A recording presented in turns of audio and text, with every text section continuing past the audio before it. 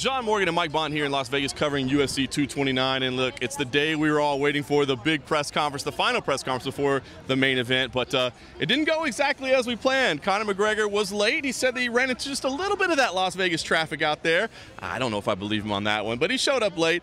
Khabib Nurmagomedov was having none of it, started the press conference on time, actually walked out on the stage by himself. Dana White did eventually follow, and after 15 minutes, Khabib said, I am leaving, I'm out of here. Conor can do what he wants, I got to go cut weight, I got a schedule to keep to. Mike, not what we were expecting to see whatsoever. Let's talk about it through the eyes of Khabib Nurmagomedov first. His decision to do this, give me your take on it. Wise decision? Is it showing that he's rattled? What was your immediate reaction? It shows that he's true to his word, because he said earlier this week, as I mentioned, told Dan Hardy of BT Sport that he has a very strict schedule to keep on his weight cut, and he's not going to wait around for Conor McGregor to show up at this press conference late, and he absolutely did that. I mean, it's disappointing that even though he went out there, it would have been nice if there was some overlap. At least we could have got a face-off, then he could have left, like something like that. But no, he did exactly what he said he was going to do. So fair play to the guy. He's sticking true to his word. Yeah, I can respect that as well.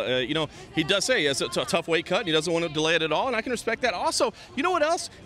And I would say we did have some audio difficulties today as well, but we did at least get to hear Khabib Nurmagomedov answer questions by himself. Nobody talking over him. He got to answer himself, so we got to really sense his demeanor. I think beginning of the first round, I have to be careful with him because he have good timing, good boxing, And but my wrestling and my pressure, he have to kill me for stopping, Inshallah, I'm gonna stop this guy. I'm gonna finish this guy. This is my plan. I would have liked to see the face-off as well, but UFC President Dana White said, you know what? Hey, no security concerns. That's all right. We'll see the face-off on Friday. All right, let's talk about it from Conor McGregor's perspective. He says it was a little bit of traffic. I'm all guessing that didn't happen. What do you think here? I mean, Conor has a habit of being late. Is this part of the mind games, or is this just him not really caring too much about when he shows up?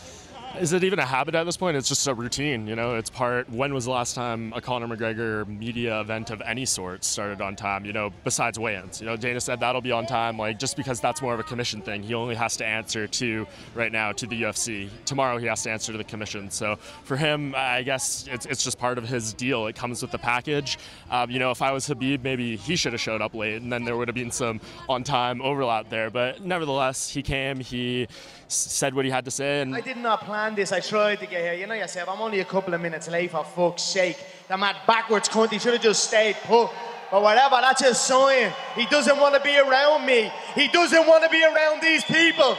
He is petrified. And that's it. He said nothing in New York, and I guarantee he was saying shit while I wasn't here. So that's the truth of it. So hey, it is what it is. Fuck it.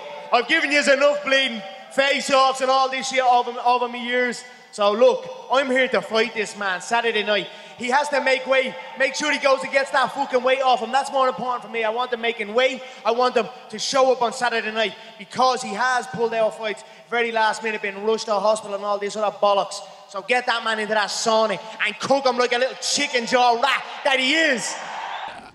I like Conor McGregor a little more in that setting. Of course, the back and forth is fun. Him yelling, maybe snatching the belt, doing whatever he does is kind of, part of the show. But that's the more real Conor McGregor. He's answering things more properly when he's not pimping his whiskey.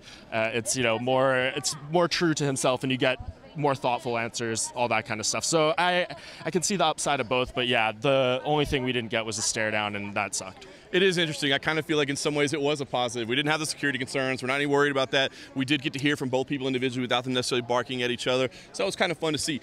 But did it change anything about the way you see the fight? Because we've said all along we wanted to sense the demeanors. We want to see it. I think you really get that sense when they're face-to-face, nose-to-nose, eye-to-eye. We didn't get that. But in what we saw, did it change your opinion on the fight?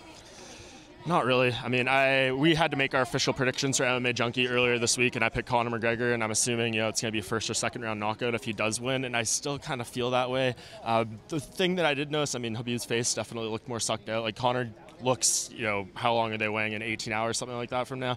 They'll be, I think for them, you saw Conor looking physically better. He looks strong. He looks fit. Khabib looks like the next few hours are going to be pretty rough for him going into tomorrow morning. Yeah, look, I picked Khabib Nurmagomedov in my official picks. I'm sticking with it as well, but I got to be honest, you could see that Conor McGregor magic on stage today. And then once they brought the belts out, and then he's got the proper 12, and he's talking about becoming a billionaire, you saw all that confidence, saw everything about it. And I guess, if anything, all this does is make tomorrow's ceremonial weigh-ins even more anticipated. Of course, in the morning, they've got to make weight between 9 and 11 a.m. That'll be important news, but we won't see them together on stage until the afternoon at the ceremonial weigh-ins. That will be at T-Mobile Arena. It's sure to be one heck of a scene. We are getting closer and closer to fight night in Las Vegas.